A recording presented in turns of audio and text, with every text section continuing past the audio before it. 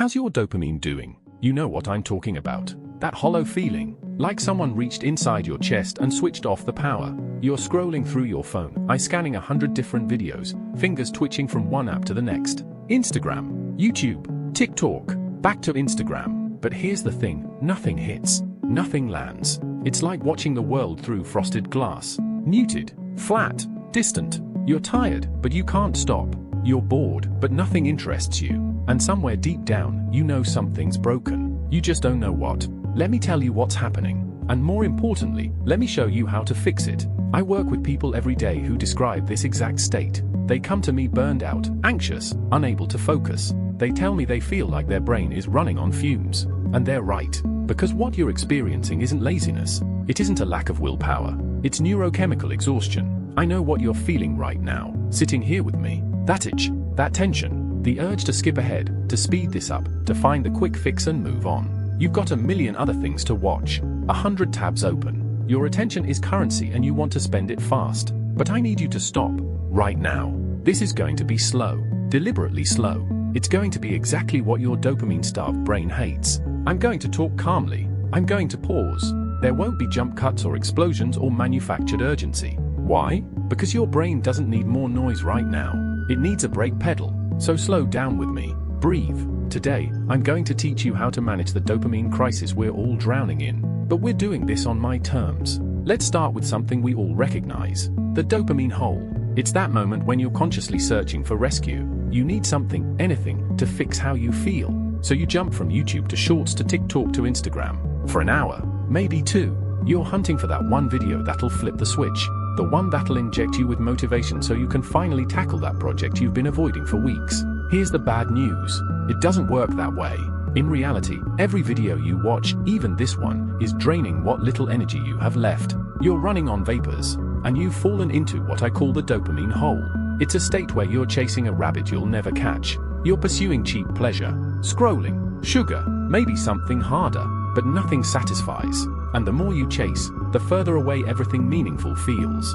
Your work, your training, your relationship, reading a book, they're all right there in front of you, but they might as well be light years away. Unreachable. Why does this happen? To fix it, you need to understand the mechanism. Good understanding is the foundation of a good repair plan. I follow a philosophy in my coaching called NNN, notice, name, neutralize. You pay attention to something, you name it accurately, then you neutralize it. If you understand a process correctly, you can intervene effectively. So let's start here.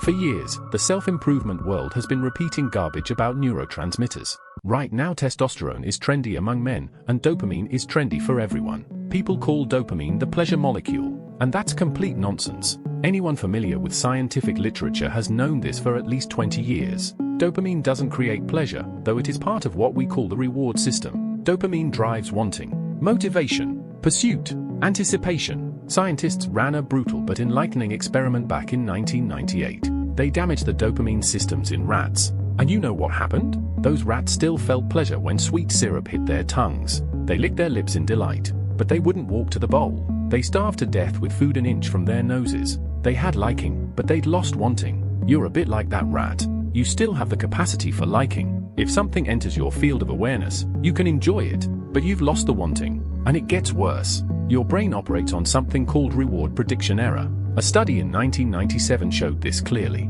Imagine a monkey. A light turns on, the monkey pulls a lever, it gets juice. At first, dopamine spikes when the monkey drinks the juice. But after a while, dopamine spikes the moment the light turns on, before the juice arrives. Not when drinking, when anticipating. See the pattern? The light for the monkey, the notification on your phone for you, that red dot on Facebook, a video thumbnail, a push notification. Your brain isn't addicted to the content you're consuming. You often don't even remember it 5 minutes later. Your brain is addicted to the promise of reward. This is the same mechanism that governs slot machines. You're not addicted to pulling the lever. You're addicted to the moment right before you pull it. That electric instant of possibility. Here's where we hit a wall. In biology, there's no such thing as a free lunch. Every action has a reaction. There's an entire field called opponent process theory that tells us the nervous system seeks homeostasis, balance. If you bombard it with unnaturally high dopamine spikes through anticipation and pursuit, you're taking out a loan on pleasure. And your brain has to pay it back. How? By pushing you toward pain. Every high gets paid back with a low. That's why after 2 hours on your phone, you don't feel relaxed. You feel wired and empty at the same time. And this isn't your fault. It's not laziness. It's not weak character.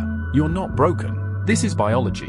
You're hungover, neurochemically fried. Worse, the more often you artificially spike yourself, the more your nervous system adapts to that level of stimulation. To feel anything by the 100th or 1000th time, you have to stimulate yourself even harder. You build tolerance, so you chase harder, because the low is deeper, and the cycle tightens. My first message to you, stop beating yourself up.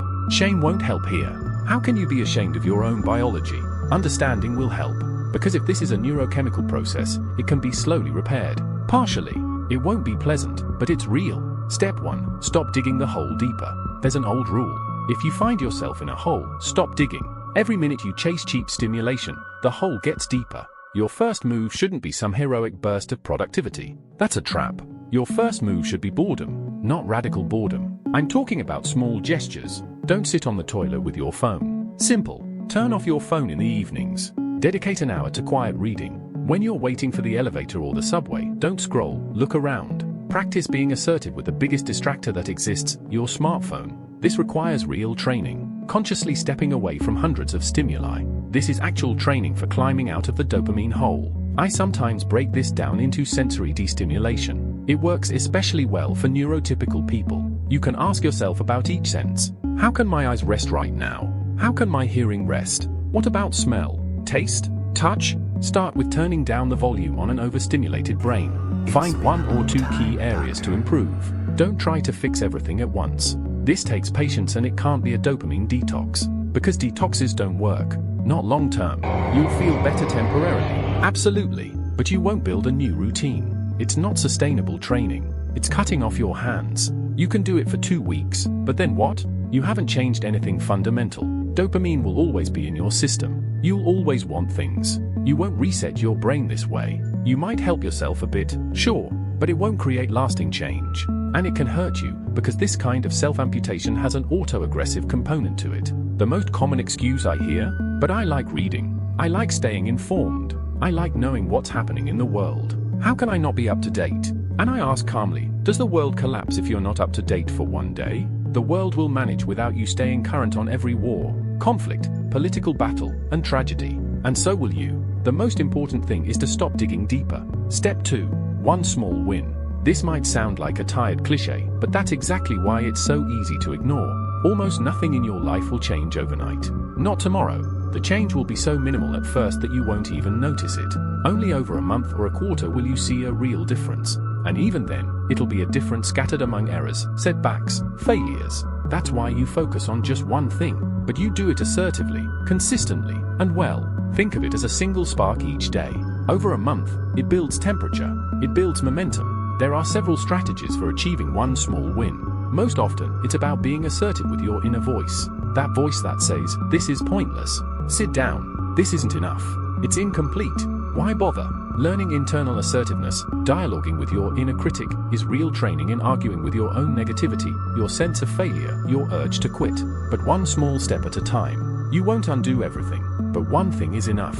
This is called training. I keep repeating that word because training is the only thing that builds the muscle inside your head. Just like physical muscles, it can be trained. Step 3. Tune into your body.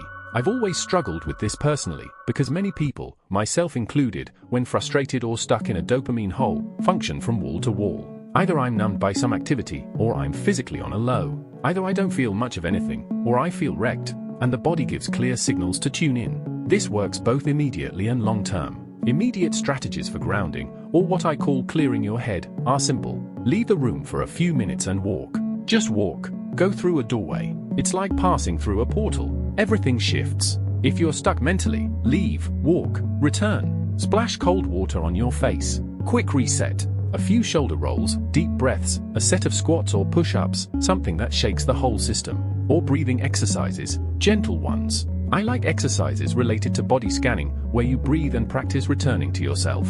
This is temporary, in the moment. I sometimes call it resetting your decision field. It sounds esoteric, but it's simple. When you're about to make a decision, let's say to work on something, and suddenly you don't want to, you feel discouraged, that inner voice kicks in. If you do one of these things, tune into your body, shake your system a bit, then you reassess. you make the decision again about whether to return to what you wanted to do or retreat. Long-term strategies? I won't be groundbreaking if I say start with sleep. Good sleep. The difference between sleeping well and not sleeping well is the difference between succeeding with all of this or really struggling. Honestly, it irritates me how often sleep gets ignored. Sleep is make or break. Your starting cortisol level for the day depends on good sleep. If you're too wired, too anxious, high cortisol makes you insensitive to your body's small needs. What small needs? Taking care of your senses, like I mentioned earlier. But how can you know your eyes are tired or you need quiet when you're already exhausted and sleep deprived? Tuning into your body means consciously taking breaks to check in and ask, what does my body need? Once you can do that, you move to step 4, regulation. I sometimes call this tuning the radio dial and adjusting the volume. The goal of all this, understanding the dopamine hole, isn't to make you more productive or better at throwing yourself into work, though you probably will be, to some degree. The goal is for you to be more satisfied with how you function, healthier, better tuned to your needs, more content. Simply, to do this, change the tone throughout your day. Give yourself 15 minutes for low dopamine activities, completely unexciting, boring, bathroom without your phone, walk without headphones, without a podcast, without music, stretching without YouTube playing, stacking Lego in silence, tea and sitting without any stimulation. You'll feel boredom or emptiness, but will you? Because what you'll feel first is your brain searching for stimulation. Don't confuse that with boredom. It's just restless, nervous thoughts. But in 15 minutes, they'll pass and transform into real relaxation. They'll come like a wave, and the wave will pass. Choose conscious boredom now, in this moment, to gain sensitivity to small pleasures later. Teach your brain that lack of stimulation isn't an existential threat, it's healing. The dopamine hole isn't a life sentence. It's a signal that you've stopped being the driver and become a passenger. These methods help you take back control. So when you finish this video, which will happen in a few seconds, don't click the next one. Unless it's another one of mine, don't click the next one. Apply point 1. Stop digging. Turn it off. Stand up. Take a breath. Walk. Do a couple squats. Make the decision again about what to do. And remember, be disciplined in one area. Just one. Don't choose the whole gallery, or you'll fail.